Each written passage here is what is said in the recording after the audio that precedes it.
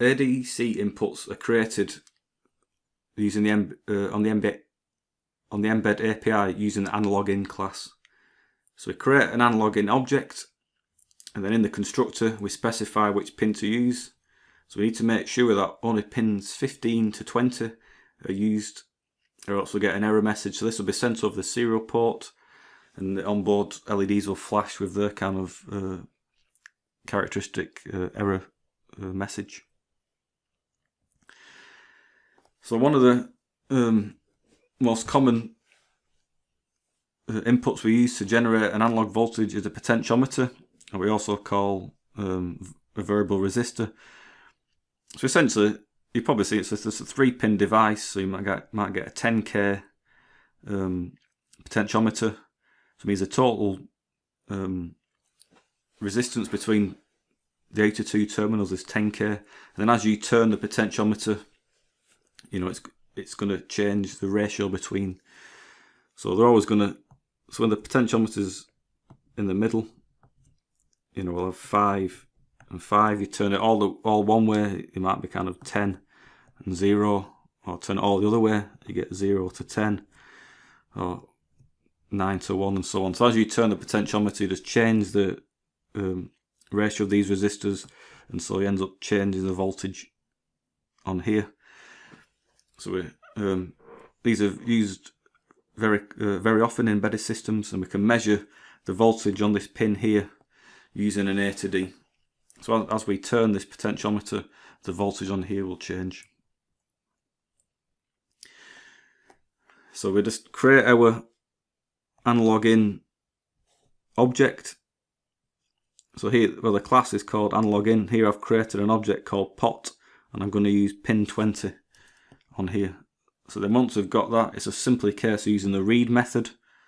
So pot.read, and then this returns a value in the range 0 to 1, so a floating point number 0 to 1, and it'll tell us the voltage on that pin. But it is referenced, remember, to 3.3 volts. So when it returns 1, so if it returns a 1, that basically corresponds to 3.3 volts.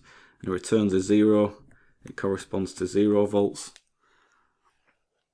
So that reads in the pot value I've got here. But then if you want to actually get the voltage what's on that pin, you'd need to multiply it by 3.3 just to kind of scale up these values to this range. So you can use a dot read, but you could also just use the assignment operator as a shortcut. So in this example, I could just do equals pot, and that would work. I think it's just better to use dot read. It makes it more obvious that you're using a class and not just a variable. So look at another example now, because basically the fact that analog in and PWM out classes both use values in the range 0 to 1 means it's very easy to interface them. So for example, if you want to control the brightness of an LED using a potentiometer, so here I'll just create the two objects. I've got pot 2, for example, connected to, I've called it pot 2. That's connected to pin 17, and then we've got a red LED connected to pin 24. And then inside this while loop, we can just read the value of the pot. So this is going to be in the range 0 to 1, and that will get stored in this variable val. So we'll read the value of the pot, store it in val, and then on the next line we simply write that value to the LED. So it's just going to control control the voltage through the LED to control the brightness. So we've got voltage against time. As you change the pots, so at first we might have a very small duty cycle, and you can turn the pot and end up getting a bigger. You can control the brightness by turning the potentiometer. You see, this shows the power of the Mbed libraries. So that's only handful of lines of code, and we're able to control an LED using a potentiometer.